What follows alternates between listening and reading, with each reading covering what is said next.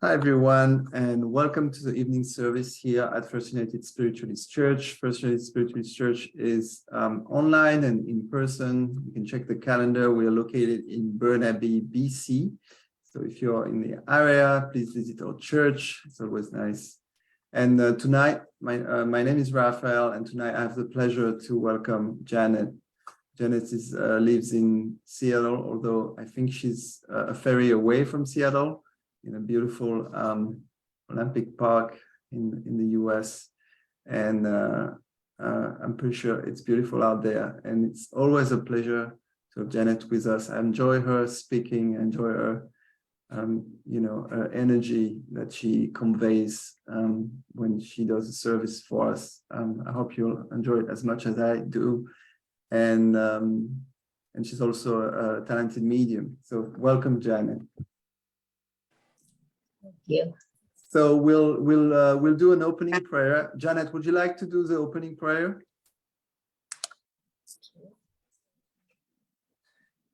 Infinite Spirit, we ask that healing, love,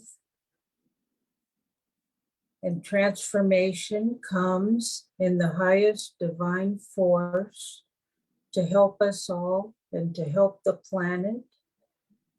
And we're thankful for all the help that you give us. Amen. Amen. Thank you, Janet. And here at First United Spiritualist Church, we value 7 principles of spiritualism, and they're all shared worldwide. Number 1, the fatherhood of God, followed by the brotherhood of man. So we had some people say that, it should be maybe not a brotherhood, but something more like a sisterhood, or the friendship between all men and women. But we're going to discuss that at our next business meeting. But for now, it's the brotherhood of man. It's a 100-year-old church, so you have to be patient with us. And next is the communion of spirit and the ministry of angel.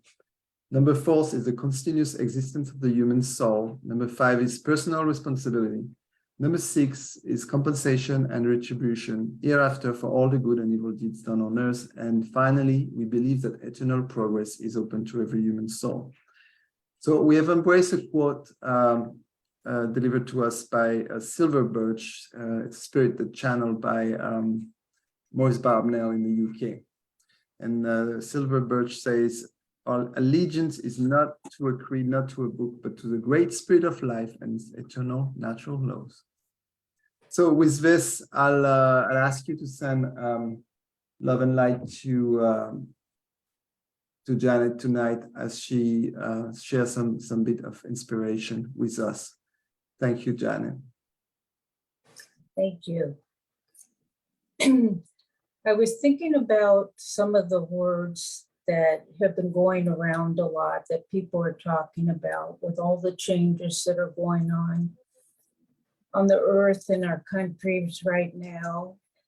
And some of the words that are coming out the most strong is oneness and bridging. And we all know that oneness comes when we feel that collective energy coming together.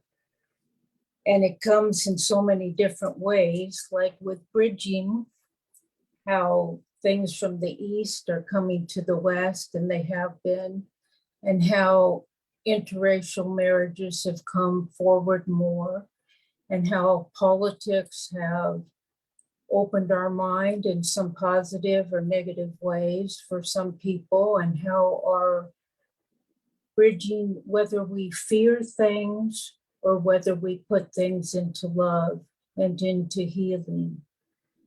And as we come into the holidays, I think it's really compound and it's really enhanced more, because with the holidays, it's not only a fast pace, and we have a fast pace when we live in a world now that wants things in an instant moment. And we have to settle ourselves in a spiritual way to keep in centered balance each and every day. And with the holidays, you feel oneness with joy, with you see beautiful colors with the lights around, and you see families coming together, and you see even people coming together when they go out shopping for gifts. And those were just some of the few things. But you also see hardship with people. You see the homeless. You see people that have lost their jobs. You have seen people that might not have enough food. And you see people going back with their families that could be very dysfunctional for them, or it could be in a loving way. And in this time, I think it's really important to really look at oneness first within yourself and see where the love and the healing needs to be within yourself, and the kindness, because a lot of times we forget to do this for ourselves.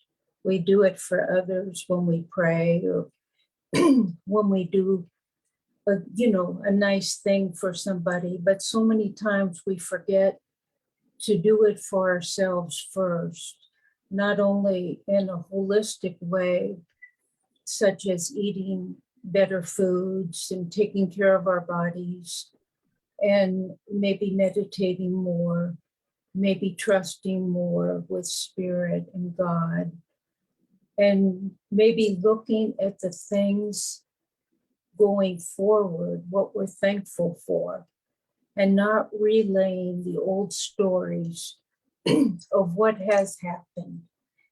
Because those stories are still there, they're going to be there, but they're not who we are today. Because who we are today, we've grown. Even if there's moments where we might not feel we've grown, we have. And so right now, the way things are, people are going through some separations with themselves.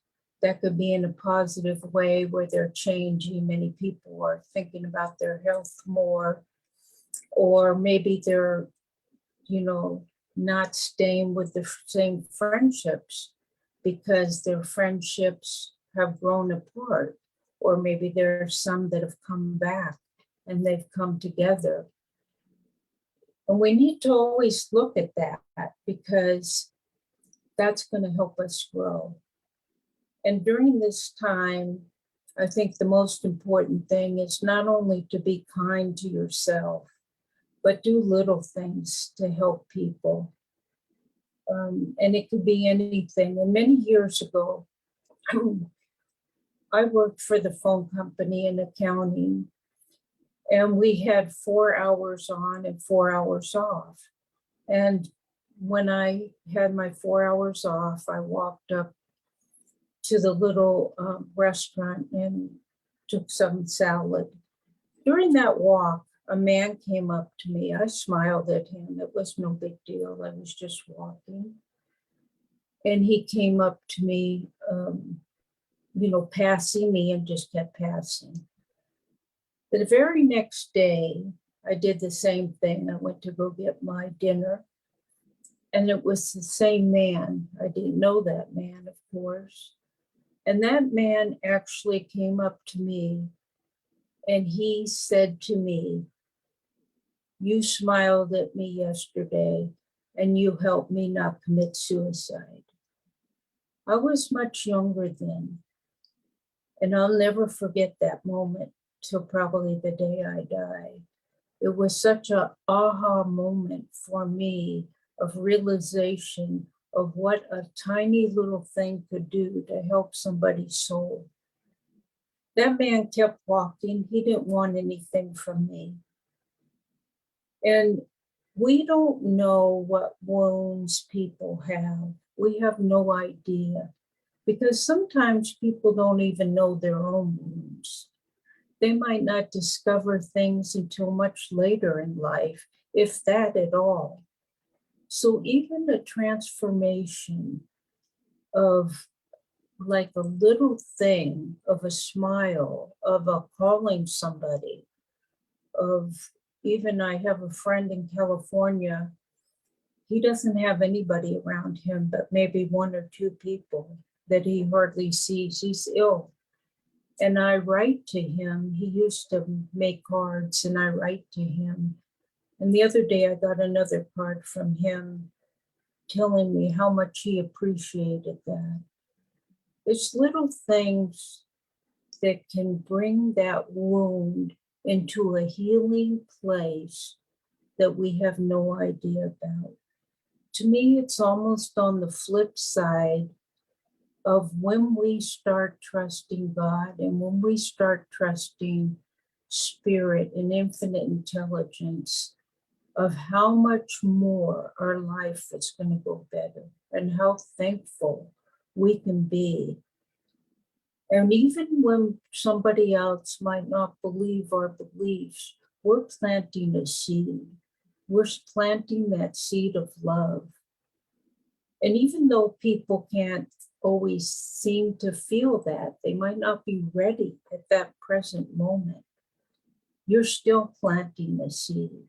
It's like a tree. It's rooted, it's grounded, and then it comes up like a beautiful flower.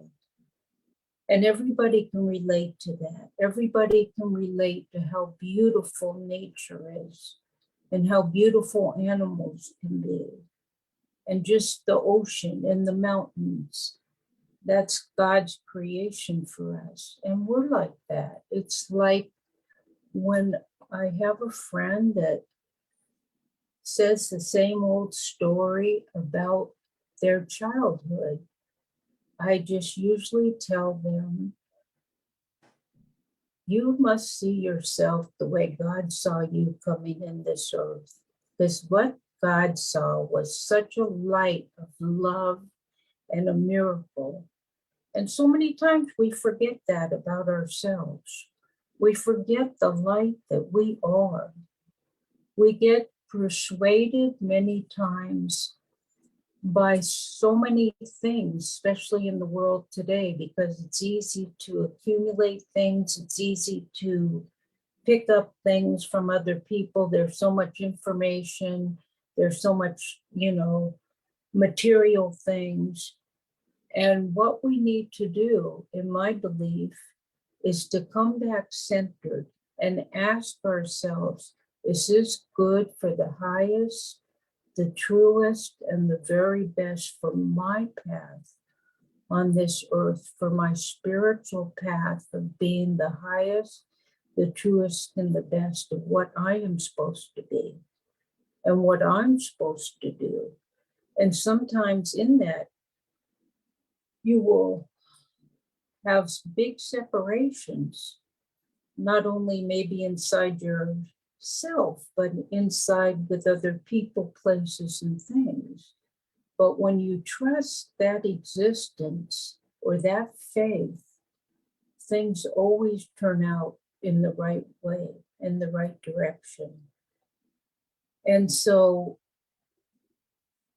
I think if we could just be first to be a little kinder with ourselves and to remember what our path is supposed to be, even if we don't always know, we can always ask and pray for that, and to go on that journey, because everybody's journey in my eyes is a little different, and yet it all connects like a chain. And we have to respect another person's journey, of course, as long as hopefully they're not harming anybody or themselves. And I think so many times we forget that we're also the root, like that tree, and that we have to grow. But how are we growing? Are we growing way out of balance? Or are we growing in balance? Are we growing with fear? Or are we growing with love? And that's something that we need to not only subconsciously be aware of, but consciously be aware of. And it could take little steps to be aware of that, just by starting at the basics, like how we always will guide children. We never demand something from a child to start walking when they're born. We start easing them with so much grace and love, even when they fall. But we don't do that enough for ourselves or sometimes for other people. And so that's something that to work on consciously, because once we do that, we start energizing ourselves with more faith, more love, and more abundance in the areas that are going to sustain us through life. They're going to keep working with us, and that energy will keep transforming and keep working on all people that are here, all the animals, all the nature. Our thoughts are more powerful than the people think they are. And one day my hope is that they start doing the things more like that with young children in school. And I know some schools they do. And there's been many scientific things that's coming up now that's so interesting, because I'm into neuroscience. I like that. And so many things that we've learned, they're showing in factual data. And so when we can get even more, where that's another gain with the bridge of what's really going on in the transformation of love. And it's coming out more. If you can find many of these people on YouTube that are actually very excellent professional people that have strong data. And I think that's really, really, really wonderful, really, that we're able to get a lot of this knowledge for free and listen to different people's things. But you still have to go and see if this is feeling right in your heart and your soul for your own journey. That's the most important thing, I think. And so with the holidays coming up, be kind to yourself. Try to do something kind for somebody else. It doesn't matter what it is. It could be anything, because we don't know what's going to affect people. And that's not our intention. Our intention should be to only do good. And it surprises me, I just thought of this, but it surprises me because one of my friends, who's a minister, told me, like, certain people, they don't want to, that once they get maybe a gift, they don't want to give it out. Maybe they're in fear that, they won't get enough money or this or that. And I was fortunate because when I was younger, I saw a lot of people that had big names today.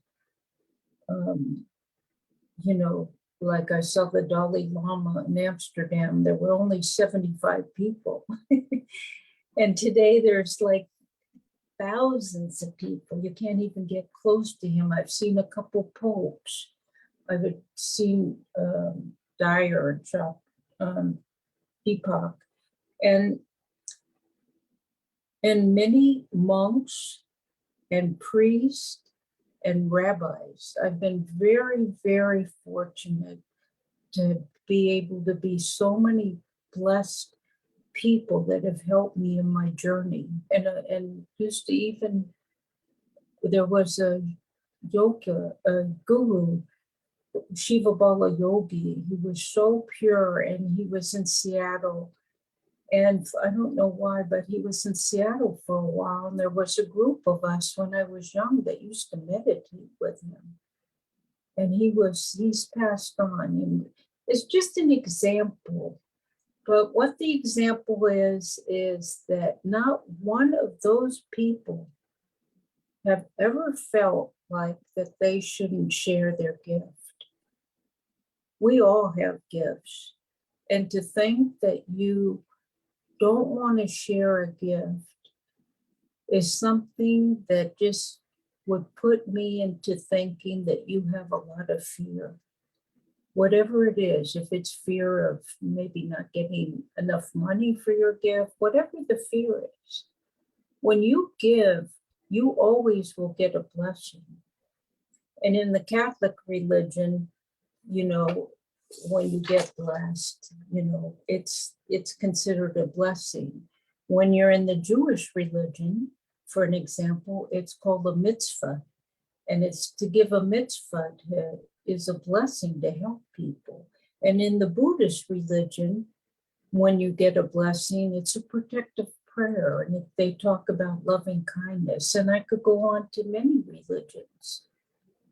And so I want to leave you with that, to be more conscious of that, to extend that to people, because it's going to not only extend love on our planet, it's going to bridge us to oneness.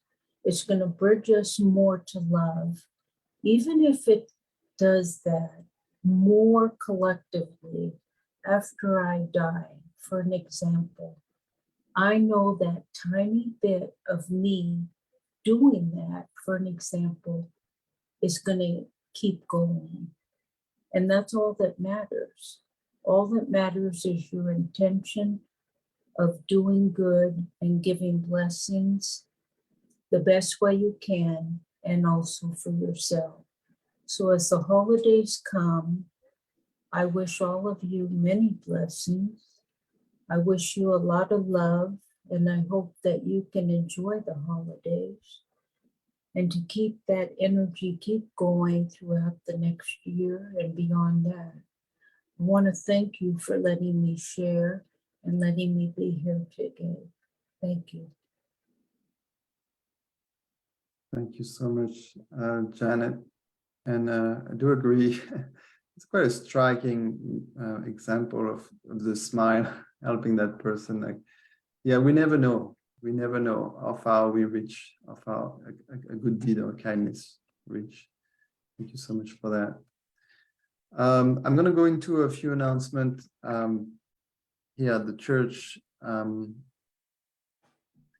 So we have everything online, like I said before.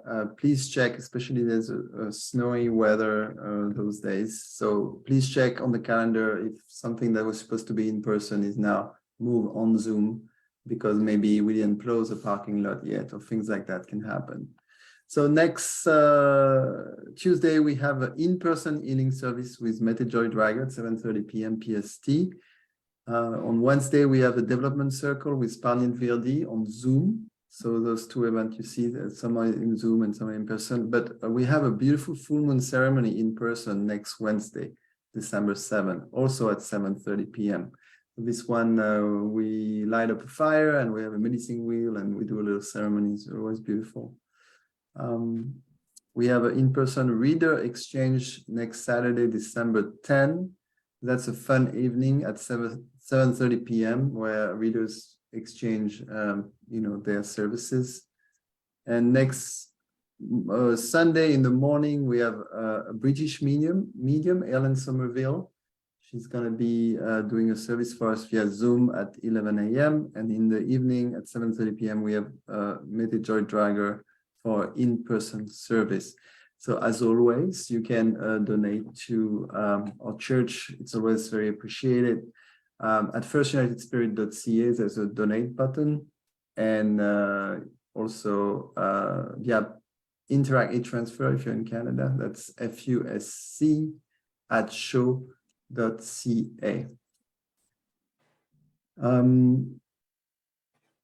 So now I would like to ask Janet if you want to go straight into a demonstration, or do you want a meditation before?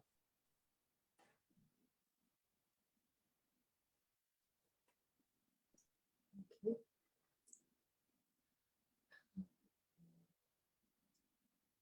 Can I come to Suzanne? So I'm going to stop the recording here, and I want to say bye to those who are online. So I don't record the message here. So I'm just going to stop the recording. Thank you.